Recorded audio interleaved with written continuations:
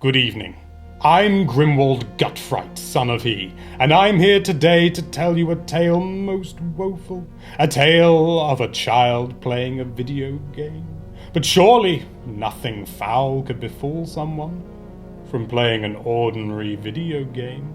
Perhaps then the answers to our questions lie deeper in this story, beyond the prologue designed purely to set the mood and the tone. So grab tightly your thighs and your most significant bottoms as we delve into the story known only as read-only melancholy.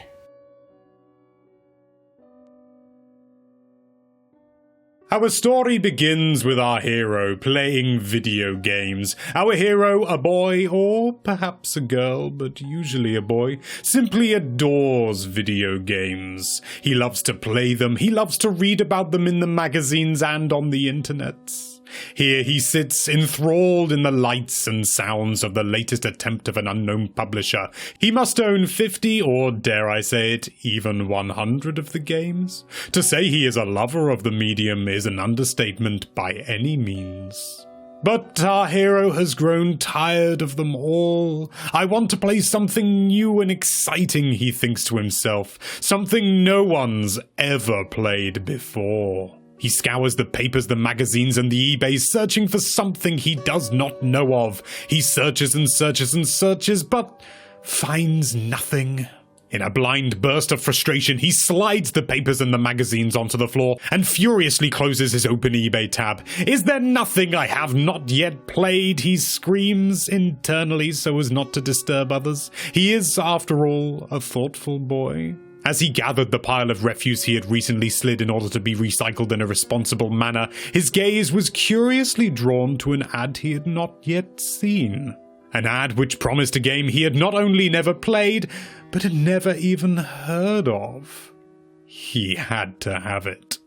The next day, after school, college, or university, he made his way to the agreed meeting place.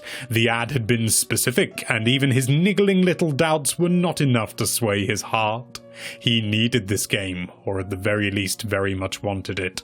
The dank alleyway reeked of discarded dreams and hopes and fish, and at the far side, only slightly to the left, a shadowy figure smoked but a single cigarette, beckoning our hero forward.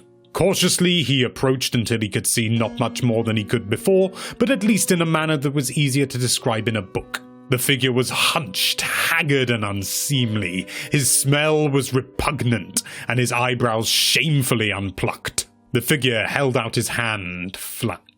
Our hero rummaged through his pockets and pulled from them a crumpled pile of paper that is legal tender in the country in which he resides, and before he could even count it, the hand snatched forth and cackled, or rather the figure did as he hobbled away, leaving our hero empty-handed. Frustrated and angry, he did what anyone would do in this situation and looked down at his shoes. Clean, decently polished, all-around fine shoes for a young man. But then there, where the figure had stood, he saw a single disc or cartridge or digital download code. Our hero stooped down to pick it up, and as his fingers made delicate contact, he felt a cool breeze rush over, above, up, and down him. Surely this was nothing to be concerned about. Or so he thought. Arriving home, he took off his shoes, hats, coats, and earlobes, and rushed towards the staircase that always had and presumably still leads to his bedroom. His mother called out to him something about dinner and Auntie Nora coming to stay. He didn't pay her any mind. All his thoughts lay fixed on the game still clutched tightly in his hand. He inserted the game into his preferred device and fiercely snatched the controller in an attempt to interact with it by means of a series of electrical impulses. His finger ran feverishly up to the power switch and, in a startling turn of events, switched it on. Nothing. Becoming irate, our hero turned the device off and on again several times. He rubbed the disc clean or blew on the cartridge's contacts, and yet nothing, no matter what form the media took, seemed to help. He then realized to his dismay that something was terribly wrong.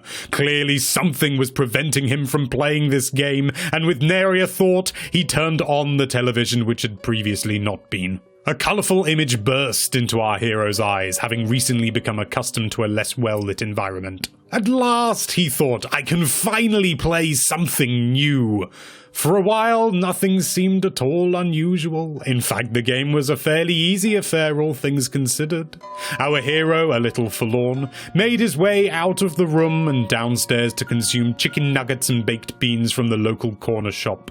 As he sat and ate, however, he noticed a strange hum in the air. Soft at first, then louder, as many sounds do when they increase in volume.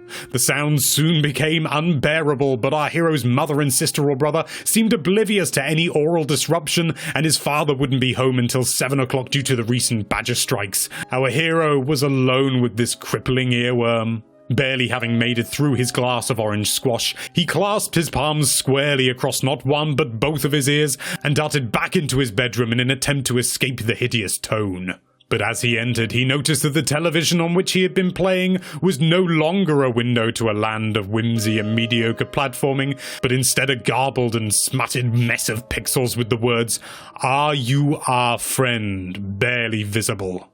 Our hero, stricken to his knees by the pain in his earholes, scrambled and scurried towards the device that was making the horror so real before him, and he shut off the power with one clumsy swipe of his hand. Silence.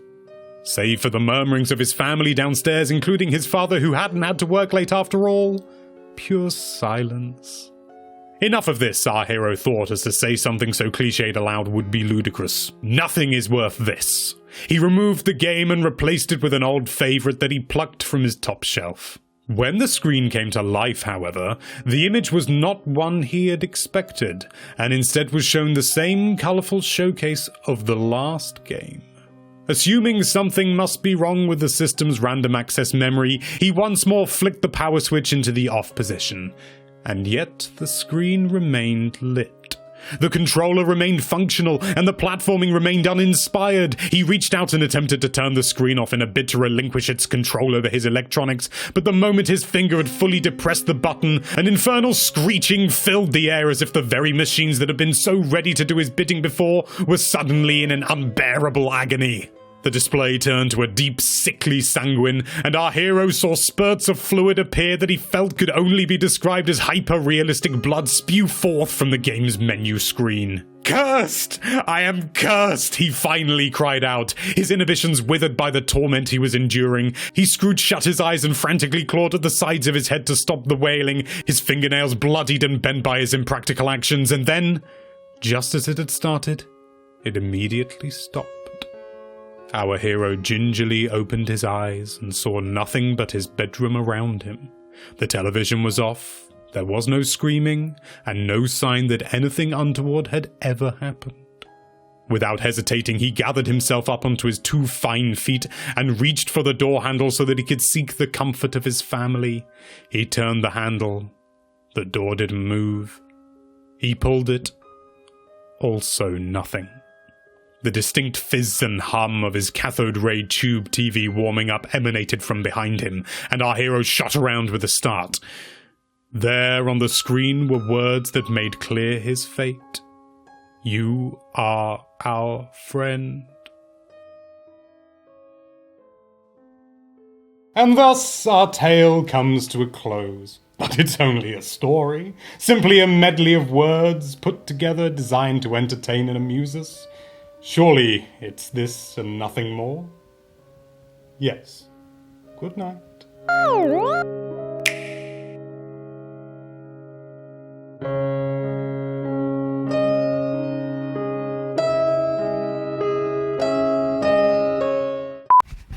Oh, has it slipped down a bit? On one side, yeah.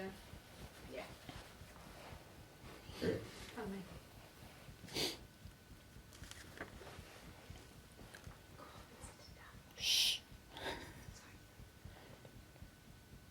Good evening. I am Grimwald Gutfright, son of he, and I am here today to tell you a tale most woeful, a tale of a child playing a video game. But surely nothing woeful could befall someone from playing an ordinary video game. So perhaps then the answers to our questions lie further in this tale. So